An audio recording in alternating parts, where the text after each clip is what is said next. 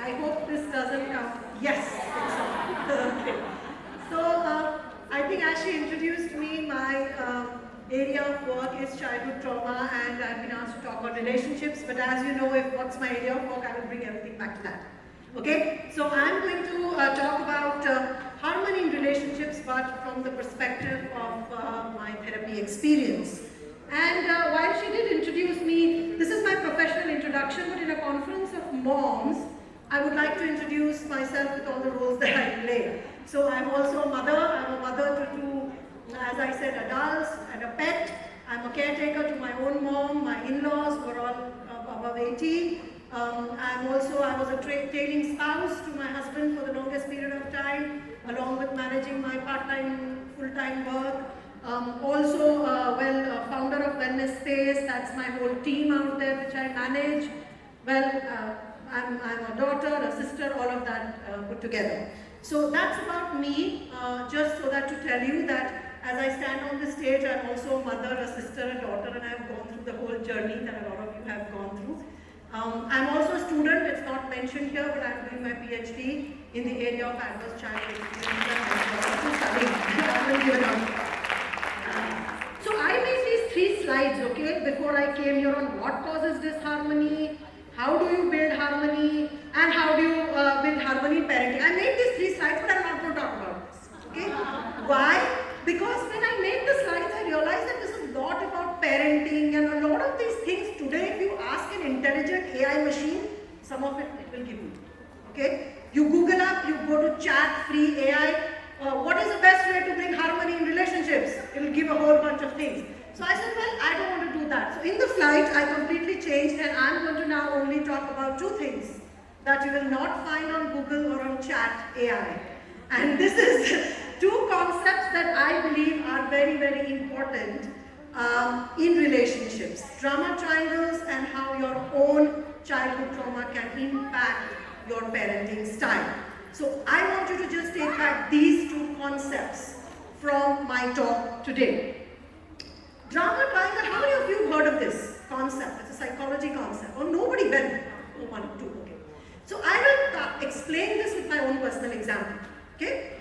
So in my family, what would happen is, years back, before I knew of this, my husband and daughter will have an altercation, right? My daughter will howl and cry, teenage years, so she will bang the door and she will scream and shout, and my husband will be trying to tell her something or implement something or whatever. And I, being the eternal rescuer, will now see them both with this perspective. I would see my husband as a persecutor and my daughter as a victim. And me, being the rescuer, will now jump in to rescue her. Now what will happen, the whole thing becomes a triangle. Okay? So I have gone in as a rescuer to my daughter.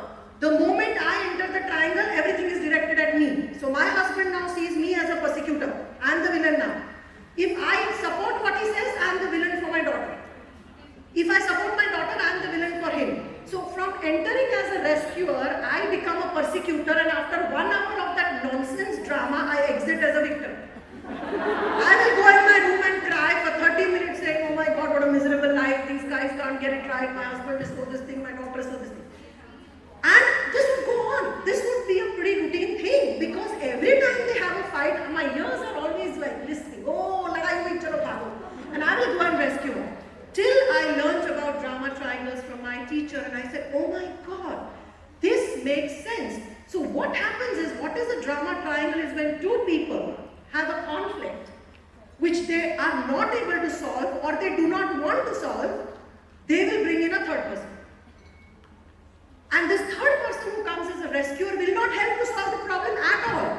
In fact, the problem will keep circulating. You see that? And it will keep repeating because no lessons are learned. When I understood this, I said, chalo, acha concept hai, let me try it out.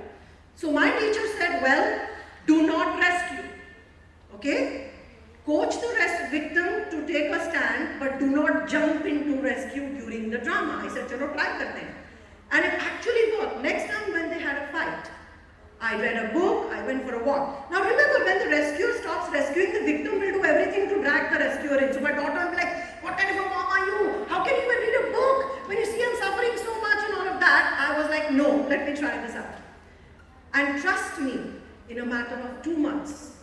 frequency and the intensity of the dramas went down. Not only that, after a year and a half, they actually started becoming very close. How did this happen? So what happens is, whenever we have two people who are at conflict and we, the eternal rescuers, want to rescue, subconsciously, indirectly, we are communicating that the victim cannot manage herself or himself. The victim anyway is a person with a victim mentality. I need help, somebody please rescue me, poor me, helpless me, I can't do anything. And when you as a rescuer jump in, you are not enabling the victim or the persecutor to solve their problem at all. It becomes a football. How many of you have experienced this with friends, husband, wife and mother-in-law, you, your husband and your mother? How many of you are rescuers here? How many of you are victims who want to bring somebody to solve your problems? Okay. Most people love to rescue because it gives them a sense of self-worth, it gives them validation, it makes them feel important, right? So here is what I want to say, that in relationships, whenever you see a drama, do not create a triangle. Unless there is physical abuse or bullying, which are exceptional cases, whenever there is emotional conflict, encourage the two people to solve it, but not during the drama. So you might want to coach the victim. Now this could be your son, your daughter. I've done with this many clients and they say, oh, this is exactly the same story in my house, but it's my son and my husband. When the rescuer starts identifying with the victim, sometimes the rescuer wants to jump in, which was my case. I could identify with some of my daughter's issues with her father, which I had with him as a husband, and hence I would jump in because I would get triggered, right? I was like, "Arey yaar, ye to mere saath bhi aisa hi feel ho raha hai." So stop that, recognize that. But when you stop becoming the rescuer and you can separately coach the victim to take a stand, to have boundaries, to not feel in the victim mode, but to become a survivor or a thriver, and you can separately also coach the persecutor to not bully and force the stand, but to basically challenge the person or find out what this person wants this person to do, then it becomes more manageable. So this is one concept I want all of you to take back, that whenever you have drama triangle, and this is an office also, invariably if you've stepped into two people's fight, unless you are a neutral professional, a negotiator or a therapist, most of the times you will get the brickbats. You will always exit as a victim because you will be blamed by either one of them of taking somebody else's side, right? So please understand that when you have a drama triangle, stay away from it. Whether it is in colleagues at work, whether it is at home. If you have issues with your mother-in-law, please sit across the table. Take therapy for building courage, okay? But please sit and resolve. No need to bring your husband into the picture. I'm very serious. I have a mother-in-law with whom I've had issues. She's up there now. But I did do that. I practice everything that I preach. That is why sometimes people say I sound very honest because I've done it. I looked into her eyes and I said, these are the issues I have with you. Can you please help me resolve it? And that helped in my relationship with my husband. So whenever there is a triangle, even if you see your spouse doing something to your child which is triggering you, at that time, please do not enter the triangle. Okay? Coach them separately. At that time, go take a walk or read a book. Clear? Okay, so this is one concept I want to leave you with. So I have 20 minutes, so I'm going to try to stick as much to that and then I'll take Q&A. The second important topic that I wanted to talk about was parents who carry the burden of childhood trauma.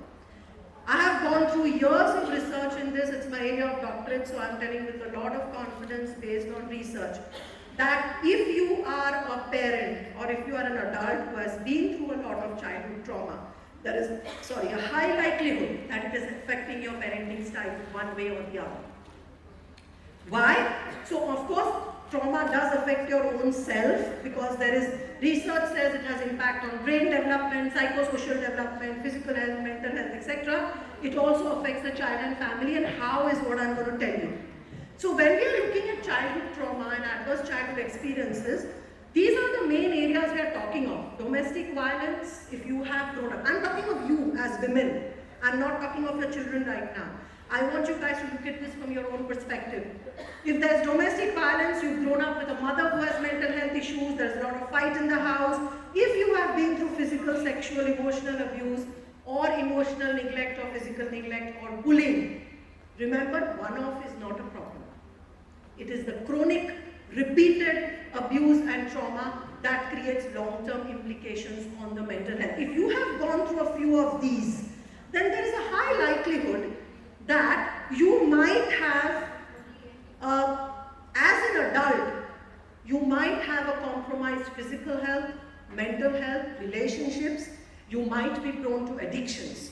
And you might also be carrying forward some of these patterns to your children. And this is not me, this is more than 2 decades of global research, more than 300 research papers that I have personally gone through and documented. We have also published a paper on this. You will find it on Scopus and PubMed, which says Adverse Childhood Experiences and Implications on Healthcare of a Nation.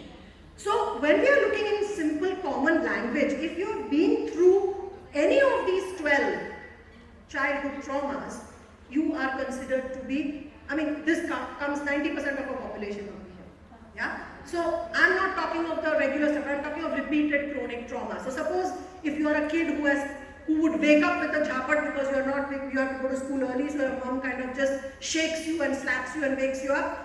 You are already stressed, you have to go to school. In school there is bullying, your teacher is screaming at you because you can't focus and concentrate, you're not getting good marks.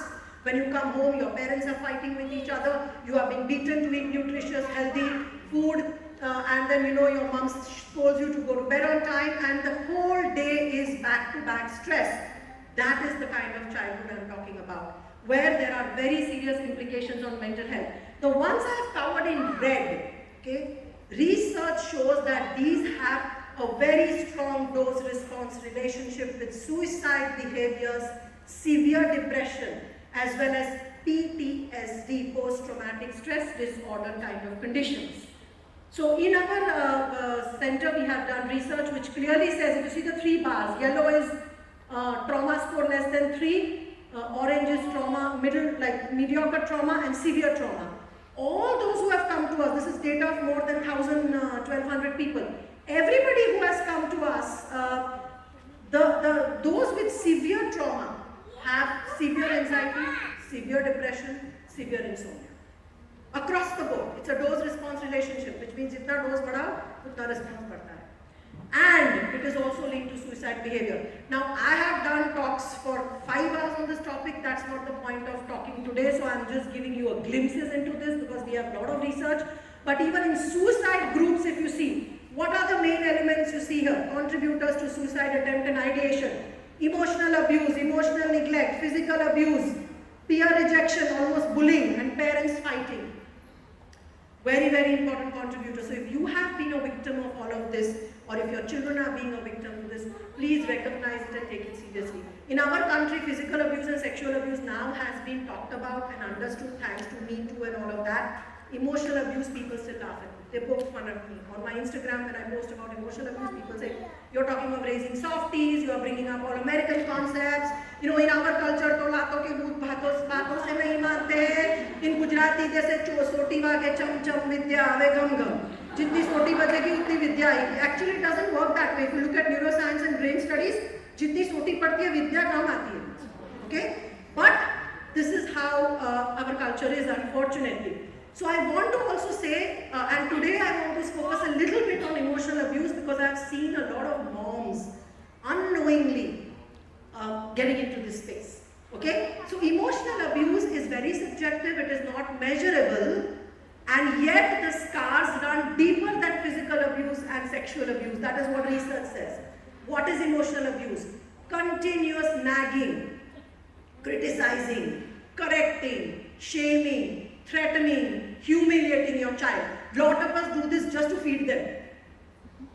Like Koel was saying, right? Khana khalo. That food is of absolutely no value because a lot of systemic changes happen in the child's body when the child goes through this. So emotional abuse, name calling, comparing, even threatening, guilt tripping. See, you misbehave, now dad is going to scream at me. Simple thing, no? You say it so often. It's guilt tripping. Yeah? Because of you, we are having a fight. Because you didn't eat, I'm going to cry. Yeah?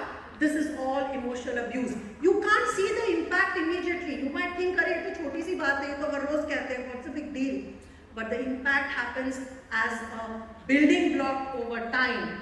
those who have been through emotional abuse as children, they grow up with a low self-worth. So if you have been through emotional abuse, if you have a parent who's been very critical of you, yeah, who's always corrected you, like your hair, your clothes, your nose, your skin, your studies, your brains, your height, then high likelihood that you will grow with a low self-worth. You will grow up thinking, I'm not good enough. I have to do something to prove myself. And these are the people who sometimes become perfectionists, overachievers. So they will give me a proof.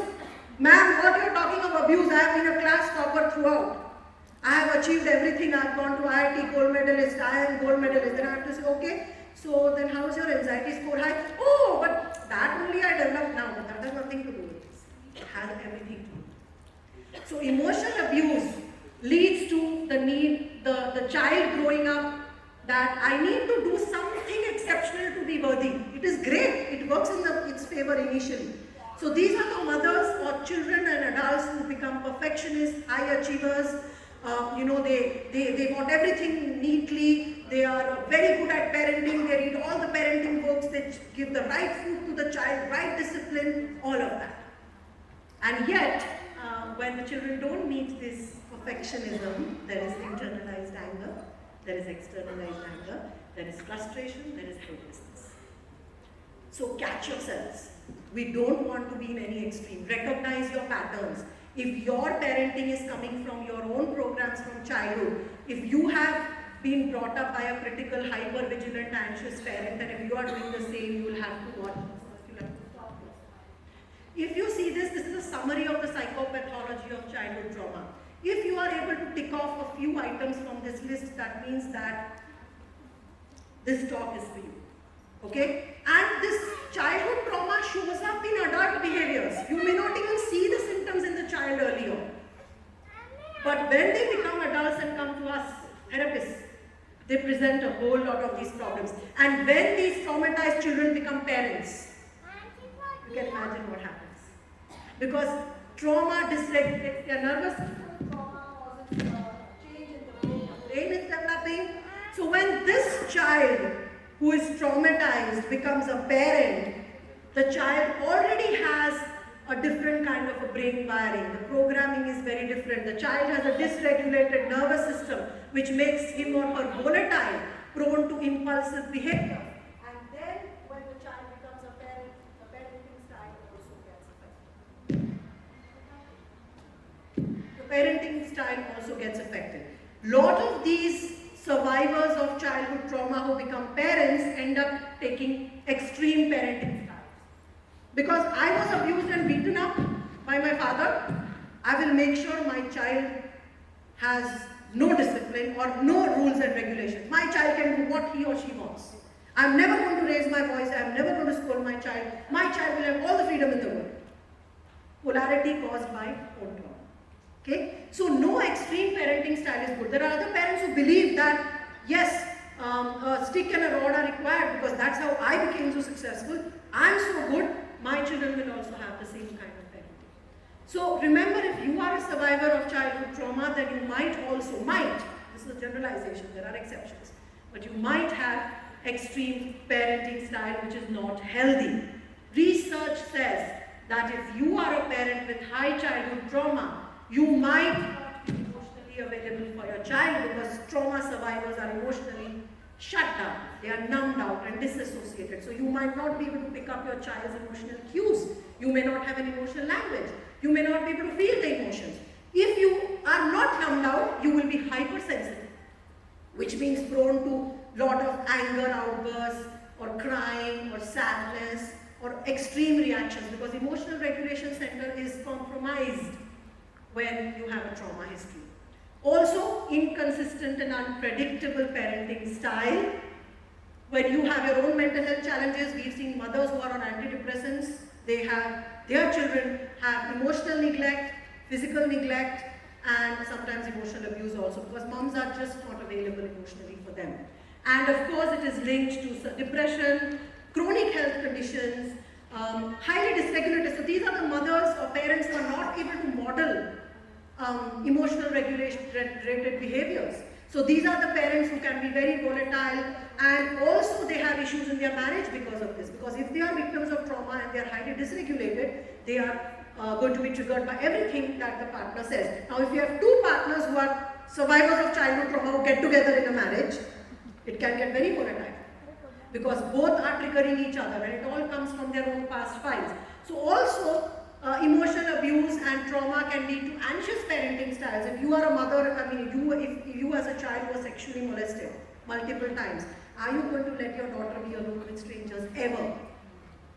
And you might just be extremely anxious. That is not required. You need a balance there. Children should be comfortable with strangers, but I have seen so many mothers become paranoid because of their own past experiences. Right? So you're not able to maintain the balance. And of course, there are relationship issues, domestic violence, eating disorders. All this is based on research. So if you are somebody who has gone through childhood trauma, then you need to recognize it, because that would be affecting your relationships, marriage, children, everything. Recognize your lenses and triggers. Learn self-regulation techniques. Your nervous system can be rewired. A dysregulated nervous system can be regulated. Your past programs can be changed. So remember,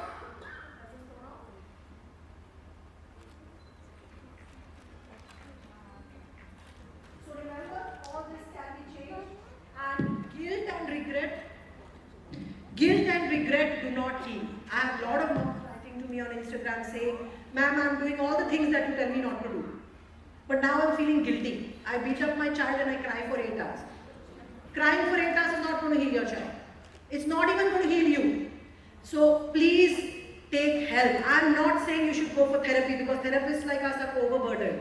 But there are simple techniques that you can learn online that will regulate you, that will give you the ability to stay balanced, to not react and to respond, to take a pause, so that you don't follow your unconscious programs blindly. That is the first step.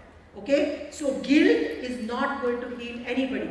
And another thing I would like to say is, a lot of moms today have also the guilt of never not being good enough. Like Kual rightly said, social media influencers like us, I'm very mindful of what I put out there, but unconsciously I don't know if my reels are also making a lot of you feel guilty. The point is not to make you feel guilty, because I have always again and again emphasized guilt never helps. But doing something about it helps. Even if you're beating your child 6 days in a week and you've done it now once a week, pat your back for it and say, "Great, I've done it. I'm improving." Yeah? And another thing is, stop this whole thing of being the perfect mom. There's nothing like a perfect mom. As you see my hair, well, some people think I'm 60 and 70. I'm just 50. I'm not so old. But I have done a lot of shit with my kids, honestly, before I became a therapist. Yeah? But when I recognized that shit, I did something about it. Yeah? So that is very important. Take ownership of the problem. If you don't even recognize it, you don't do anything about it. So first, recognize the problem, take ownership, and do. I tell my kids, I know where this is coming from, guys, please take help. Just go to therapy or do something. So do it, please, it's okay. And there is nothing called perfect parenting. Today's moms are so stressed. They want to give the right food, the right education, right values. I had one parent saying, "My child is 6 years old. She is not motivated to study. She is not empathetic. She has no inspiration to do her homework. She is not perseverant and hardworking." I'm thinking, how old is she? 6? Oh my God. Do we even have all of that at a given point of time, even if you are 15? No. So please stop expecting your children to do all of these things. The 6-year-old just wants to have fun, right? So seek balance. Don't take your journey as a parent too seriously. That's all I'm saying. So if any of my reels are making you feel guilty, stop watching. Yeah? But please see what I'm also saying in between the reels, which is, take it easy. Enjoy the journey with your child. If your child doesn't eat healthy food for a week, nothing happens. Trust me, my son ate junk food for 6 months. I'm telling you, he's 6 feet 4. And when he became a teenager and he wanted to have good girlfriends, he started switch to salads and healthy food. Today my kids are eating healthier than me. Nothing has gone wrong. I'm telling you, so it really doesn't matter. He used to skip meals 3 days in a week, and all the moms would tell me, my in-laws would say, "What kind of a mother are you? You're not singing to him. You may sing to him, you dance in front of him, but make sure he eats 2 chapatis." But he would never eat. 3 meals, 3 days in a week he would skip So all I'm saying is, I'm not encouraging this behavior. I know there are pediatricians here and they would like to start with this. But I'm saying, our kids have an innate ability to survive, in spite and despite of everything. So don't take it so seriously. Okay? Bodies are constantly adjusting. So do not take this nutrition, fitness, empathy, compassionate children, kind children, values so seriously that you are actually emotionally abusing your child to be that. Are you getting this? This is the message I want to give you.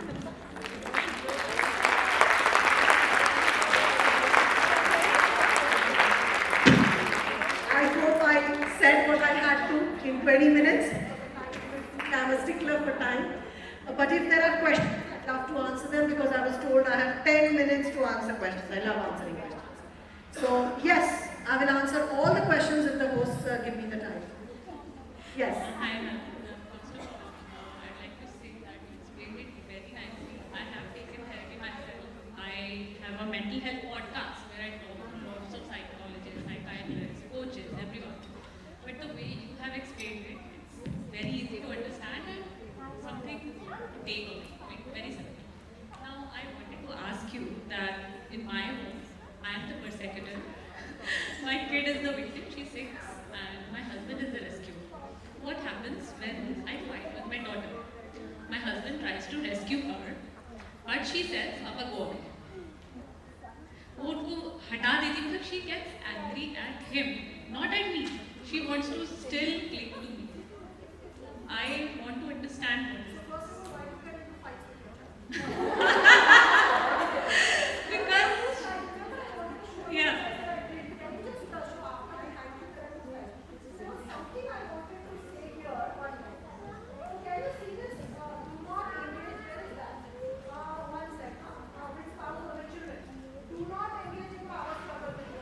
That's what my husband says. This is a power struggle. Yes.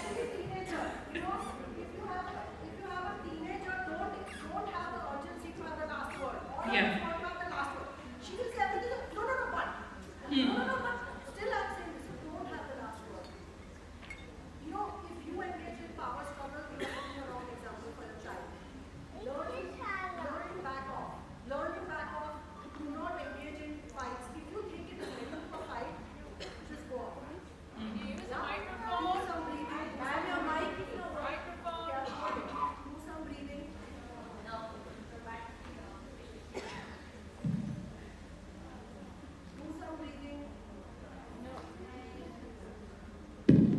So do some breathing, do some back off, do not engage in a power struggle. And why does your husband have to rescue? Don't get into a situation where you fight. How old is she? 6.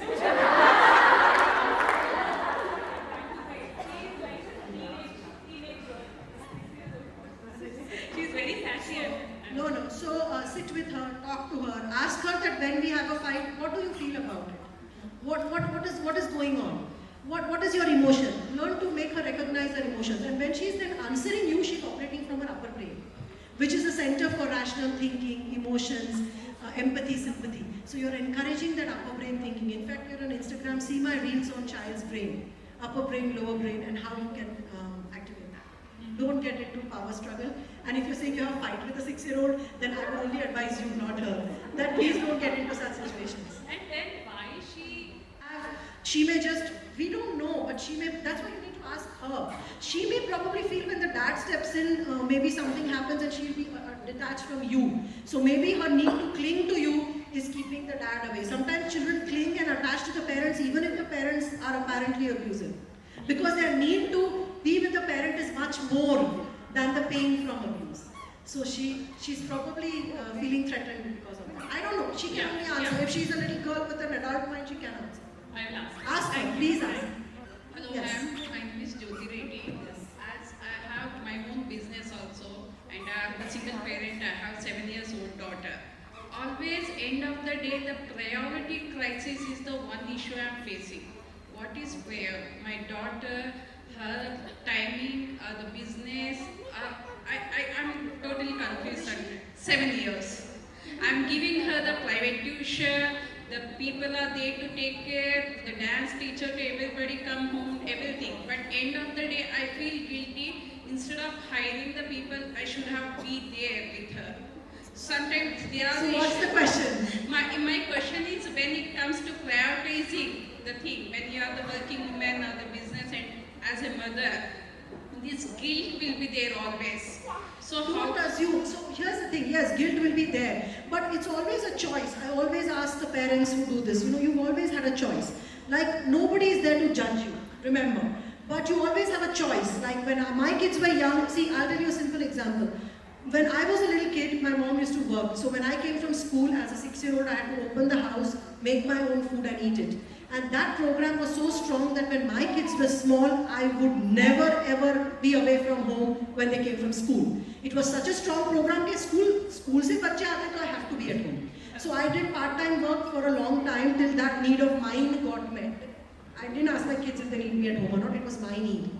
Because that was making me feel guilty. So again I'm saying that you have to take a call. If you want to do full-time work, then guilt is not going to help. You will have to find ways to include your child, take the child to office. My mom used to take me to office some days when I was a baby. I used to take my kids to work. So make a choice, but you will have to make that choice. And whatever time then you give after coming home to your child has to be undivided attention. Not on your phone, not with your colleagues, not on other things. It has to be 100% attention with the child. Yeah? So guilt won't help. Guilt doesn't help anybody. Hello. Doing something about it helps. Hi ma'am.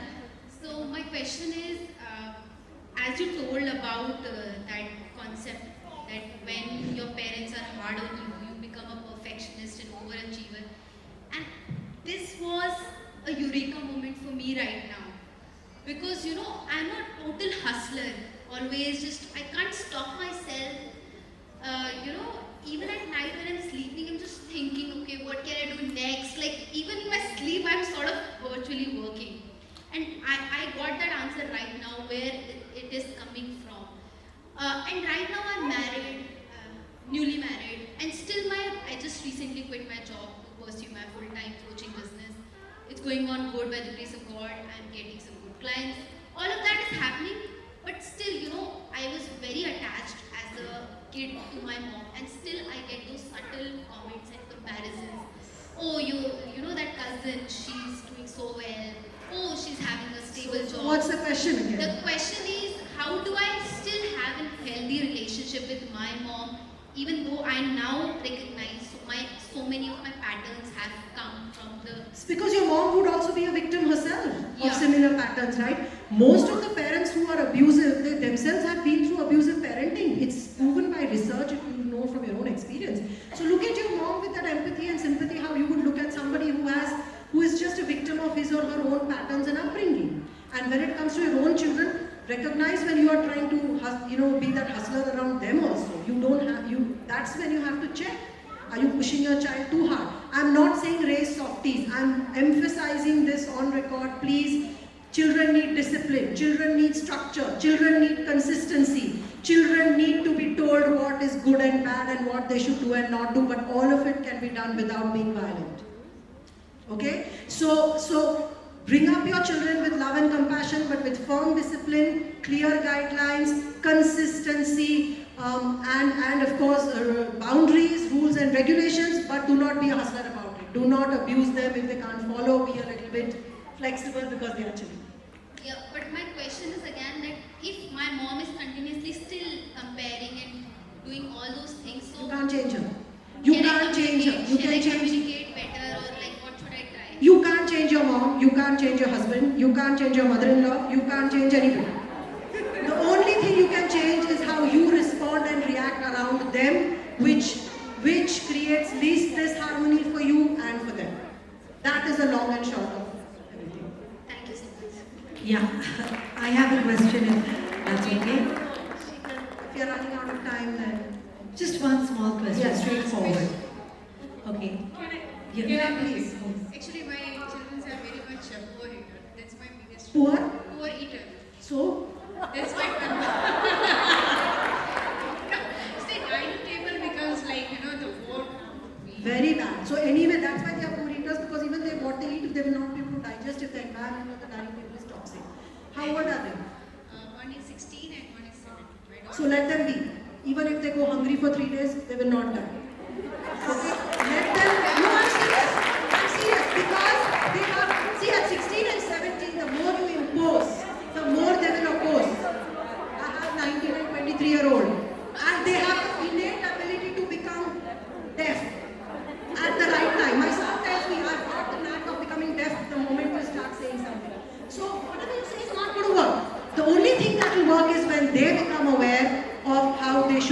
what they should eat, how it is affecting their health. Let them be. Just let them be. 16, 17, they want independence with devices. They want independence in money. They want independence in choosing their clothes. Why can't they have independence in choosing their food? Just let them eat. You don't have to go out of their way to make stuff for them. But they have to decide. I'm telling you, my son, he ate junk food. I didn't say anything. It hurt me like crazy. But he started getting skin issues and pimples. He googled up, he got all the information, started eating all healthy food, and I didn't have to do anything. I had to just wait and watch. I had to see him suffer. And then it was fine.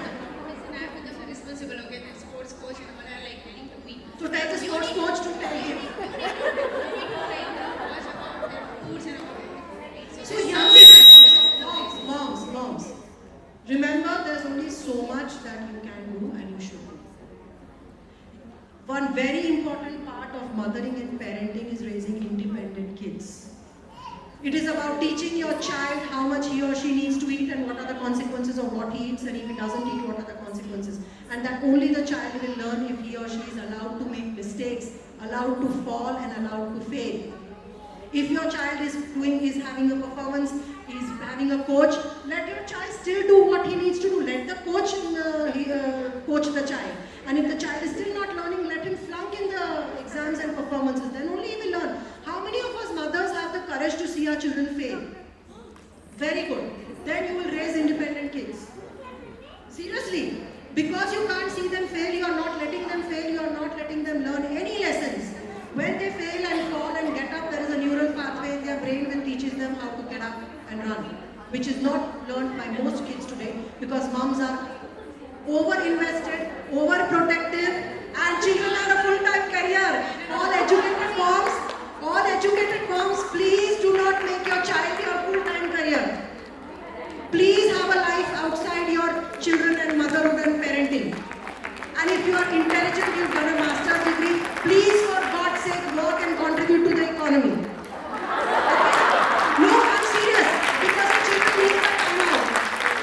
They need unstructured time where they can mess around, play in the mud, beat up a friend and get beaten up by a friend. Yeah, do all kinds of things that you will never allow otherwise.